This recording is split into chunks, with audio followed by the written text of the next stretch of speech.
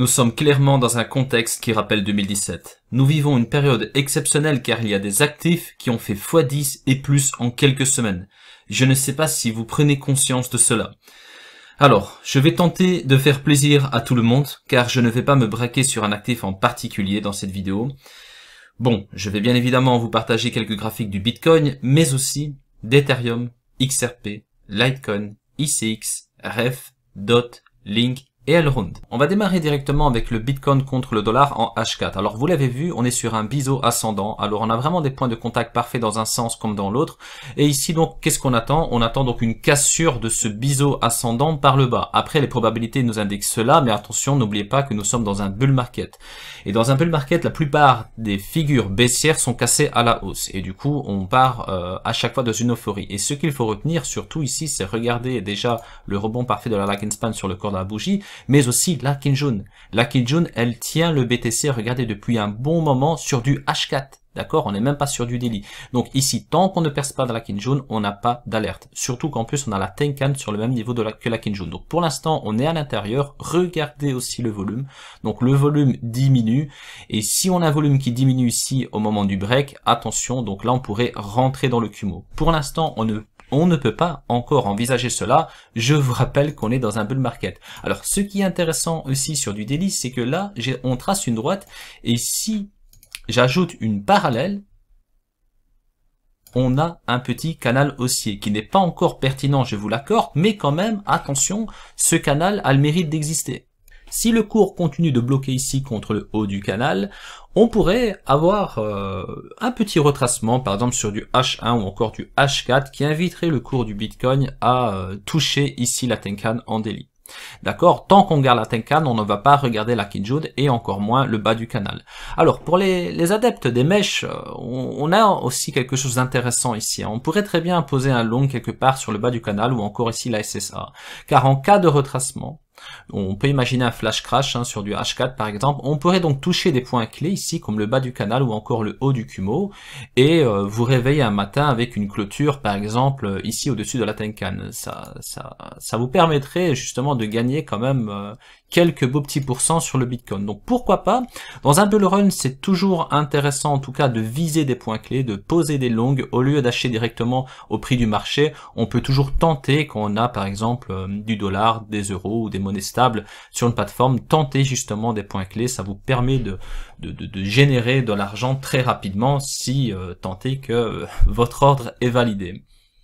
Donc ce canal n'est pas encore pertinent, mais on peut quand même remarquer ici qu'on a divergé sur le récit, donc pourquoi pas une touchette ici, par exemple mi-mars ou fin mars, ce qui correspondrait aussi au haut du nuage. À suivre. Donc sur XRP, regardez comme c'est propre, on a un double top, un double bottom ici. Ici, il y a eu vraiment donc une assistance pour faire monter le cours, comme le groupe Telegram, etc. J'en ai déjà parlé, mais regardez ici, on n'a rien eu, d'accord? On n'a rien eu. On est venu naturellement, doucement, mais sûrement, contrairement ici, chercher ce niveau. Alors on bute une fois, regardez si on clôture même légèrement au-dessus, mais ce n'était pas suffisant, donc du coup, rejet.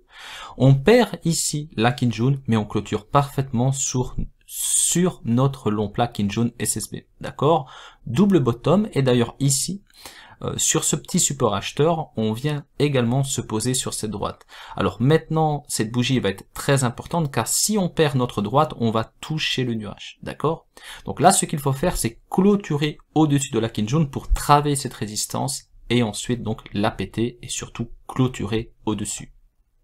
Donc votre alerte baissière, elle est ici. Si on clôture sous ce niveau, c'est-à-dire Kijun, SSB et cette droite, on aura donc vraiment une grosse alerte pour aller chercher des niveaux donc bien plus bas, d'ailleurs même plus bas que la SSA. Je pense notamment ici au long plat de la SSB qui est vraiment sur un niveau psychologique, c'est-à-dire 50 cents. Donc voilà.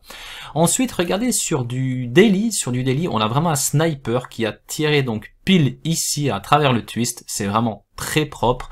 On est, je vous l'accorde, dans une figure, on est à l'intérieur d'une figure baissière, donc prudence. On va surveiller donc cette figure de très près. Chaque bougie compte. Pour l'instant, on n'a pas vraiment d'alerte car on est bien à l'intérieur. On a aussi notre Kijun qui peut, dans tous les cas, même si on break Ici, par le bas, on aura notre Kinjo. Donc, attention, on a quelques supports. On a aussi notre lag in span, qui peut très bien aller toucher ici la SSB ou encore plus bas. Donc, on pourrait descendre encore sur des niveaux bas. Ce n'est pas ça qui va remettre en question cette dynamique haussière qui a débuté, j'ai envie de dire, ici quelque part en fin janvier.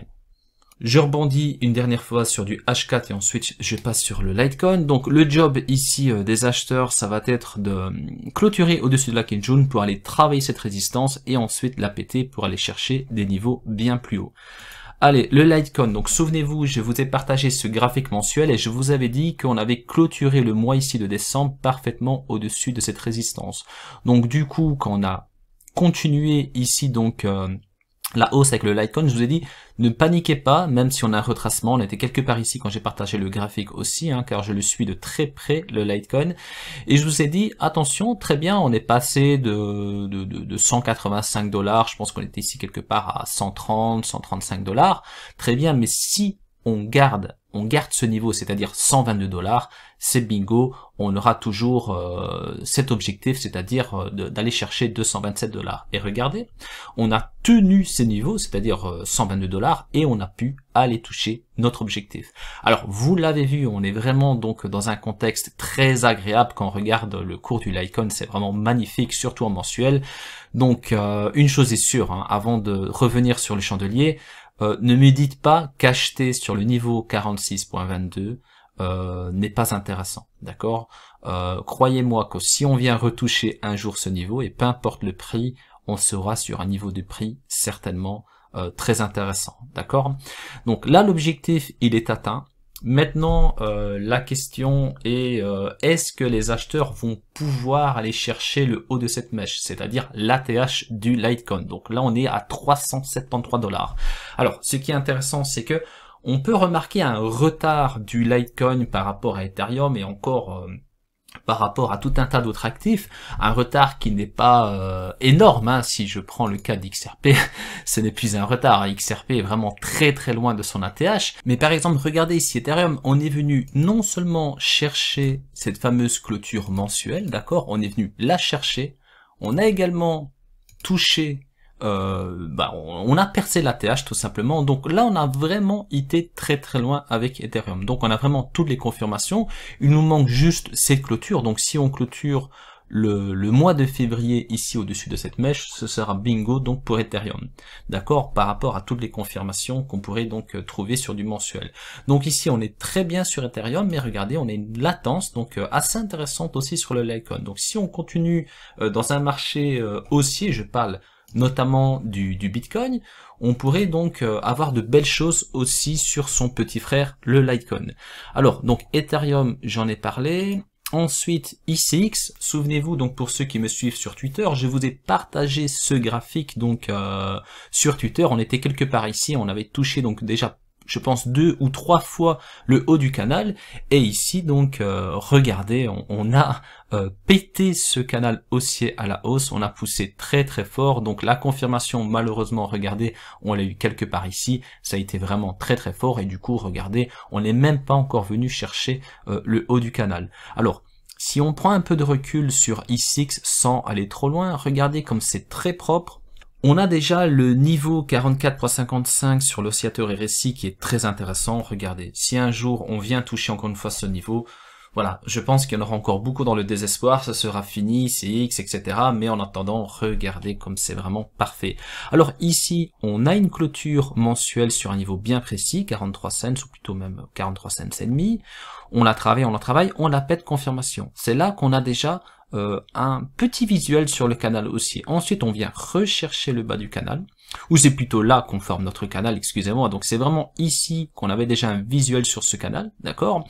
Ensuite, donc on a une résistance à péter, on la travaille, on confirme ici, on vient chercher notre résistance, mais en plus de cela, on confirme au-dessus. Donc du coup, qu'est-ce qu'on fait? On travaille le haut du canal, 1 semaine, 2 semaines, 3 semaines, et la 4e semaine, on pète ce canal.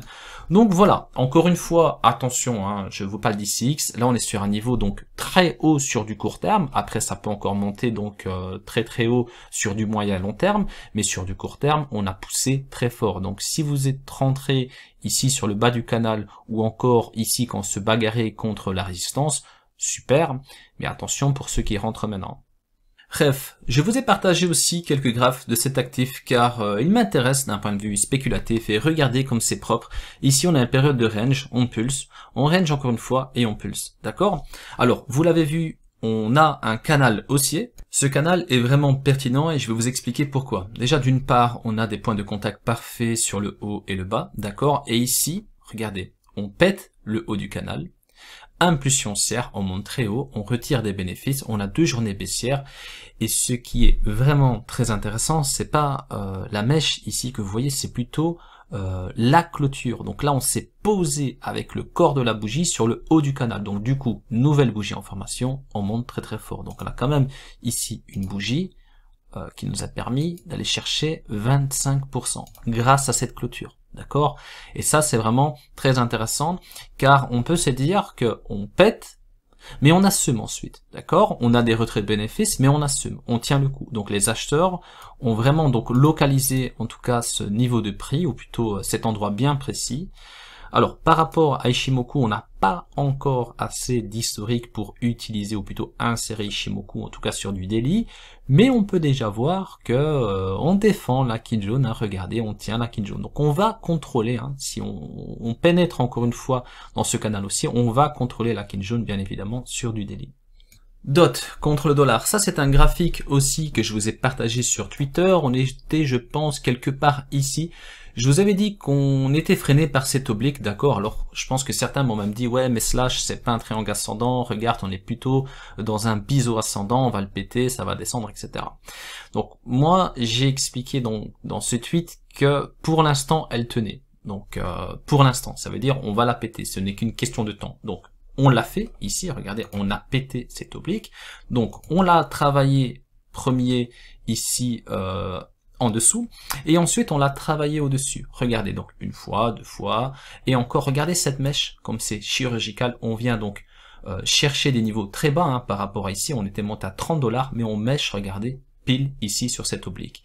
Donc ne jetez jamais, donc ne faites pas ça, hein, une fois que vous avez donc eu un break dans un sens ou dans l'autre, il faut toujours donc garder vos obliques le plus longtemps possible car elles vont encore vous servir et on le voit notamment ici. Pour la personne justement qui avait peur de rentrer ici quelque part et qui s'est dit bah je vais tenter un coup avec un long ici, même un petit peu plus haut, hein, il faut pas jouer serré. Je vais tenter un long ici, par exemple, à 23,80$, et pourquoi pas. Voilà, la personne qui a fait cela le 15 février, elle s'est réveillée au matin déjà avec un dot, on va dire ici, bon, si cette personne-là s'est réveillée à 9h, à 26-27$, d'accord? Ce qui est énorme. Donc ça, c'est toujours intéressant, hein, de poser des longues sur des niveaux bien clés.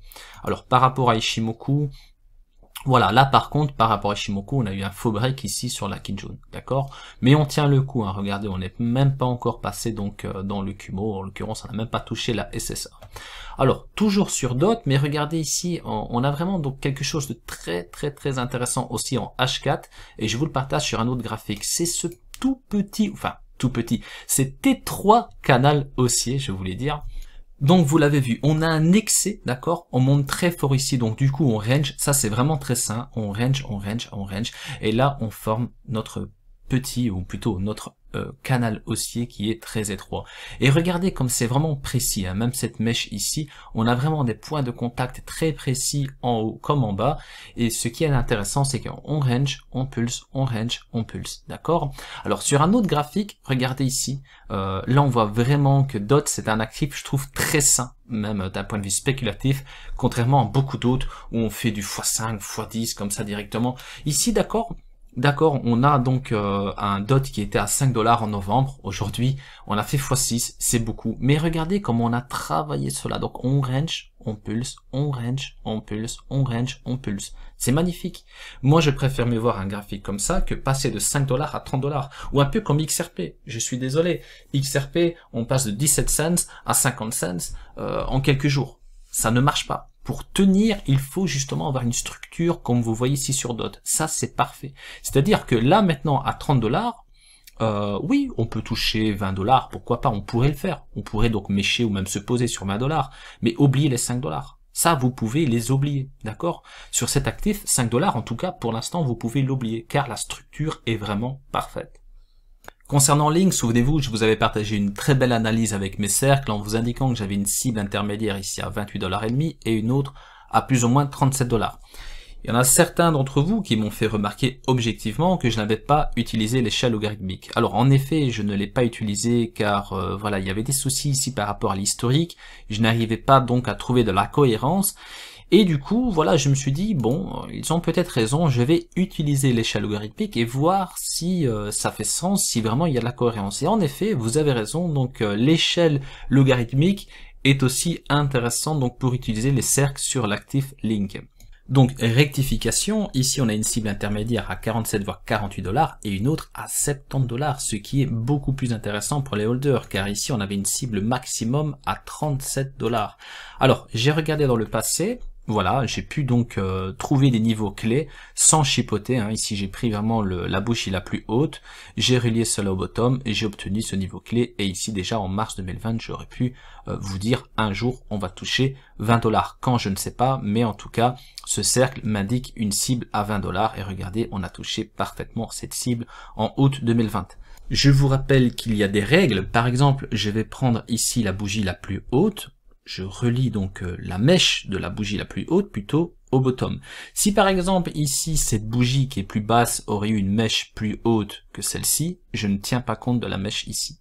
C'est toujours donc la force, la hiérarchie, ce sera donc toujours la bougie la plus haute, ou plutôt la mèche de la bougie la plus haute dans un cycle. D'accord? C'est comme ça que vous allez pouvoir bien les tracer.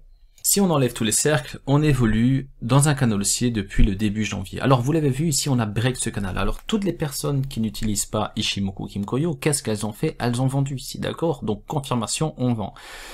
Mais par contre, les personnes qui utilisent Ichimoku, qu'est-ce qu'elles ont fait ici? Elles ont posé un long sur la SSP. On a clôturé, regardez, on a clôturé parfaitement au-dessus de la SSA, donc gros signal haussier, boum, c'est reparti, on réintègre le canal haussier.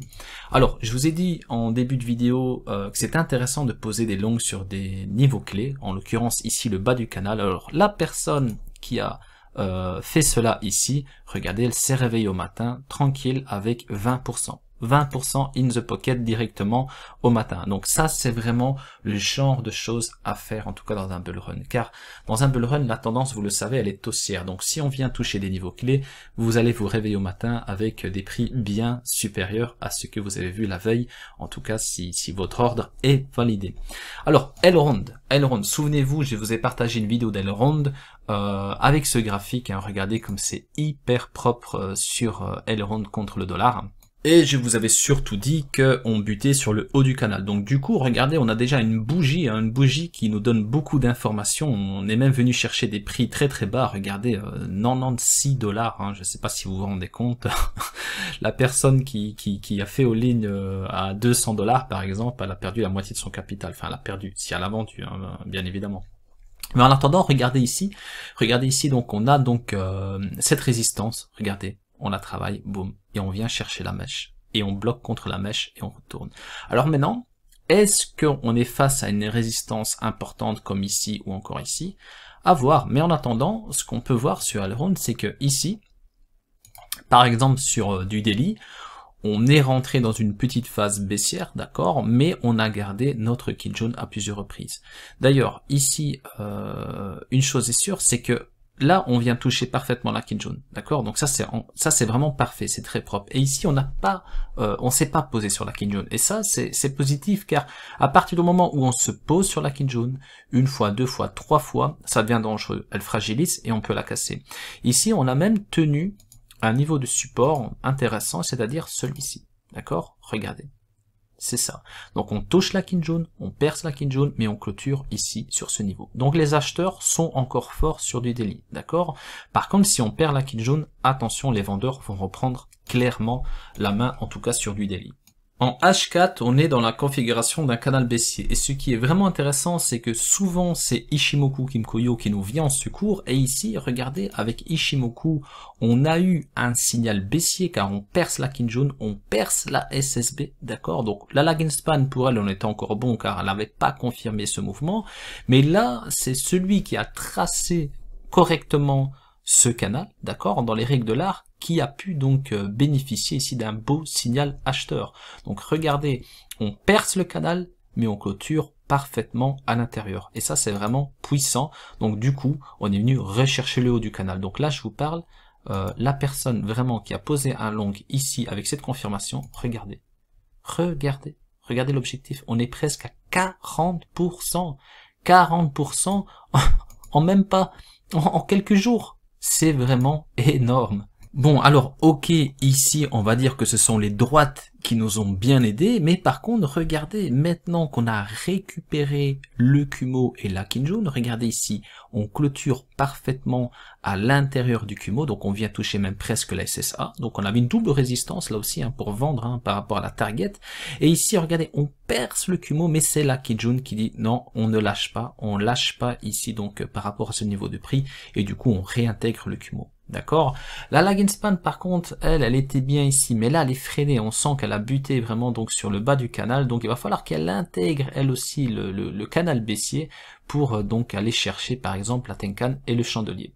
Donc l'objectif pour les acheteurs, ça va être d'aller clôturer au-dessus du canal baissier et aussi au-dessus donc la SSA, le haut du nuage, pour donc aller chercher une nouvelle fois cette résistance, la travailler et ensuite la péter pour aller chercher de nouveau plus haut. Dans le cas contraire, les vendeurs, ce qu'ils veulent, c'est encore aller toucher le bas du canal. Donc continuer à descendre dans ce canal et même le péter carrément. Donc la lag and span, attention, si la lag and span perce ici à travers ce passage étroit, en tout cas, ce n'est pas elle qui va vous dire on monte, d'accord? Donc à surveiller, mais chaque bougie compte sur du H4, en tout cas donc sur l'actif Elrond contre le dollar. Merci à toutes et à tous pour votre attention, j'espère que cette vidéo un peu plus variée que d'habitude vous a plu, et si c'est le cas, n'hésitez pas de me laisser un petit pouce bleu qui fait toujours plaisir. Au passage, pour ceux qui me découvrent, abonnez-vous à ma chaîne et activez la petite cloche. Vous êtes de plus en plus nombreux à avoir rejoint XSL Labs, c'est vraiment énorme, les chiffres deviennent vraiment hallucinants de notre côté, donc voilà, je ne sais pas quoi vous dire à part vous dire merci. On va donc communiquer encore sur le compte Twitter ainsi que sur la chaîne officielle. Il y aura donc plusieurs types de communication, que ce soit de la vulgarisation par rapport à notre projet ou d'autres articles techniques, donc je parle en l'occurrence des billets que nous postons donc sur le .org par rapport aux livres techniques. Voilà, il y a tout un tas d'informations concernant les exchanges, ça va être plutôt en mars, et le listing, donc il est toujours prévu pour avril. On est bon au niveau timing. Je vous souhaite une excellente semaine, je vous dis à très bientôt et prenez soin de vous.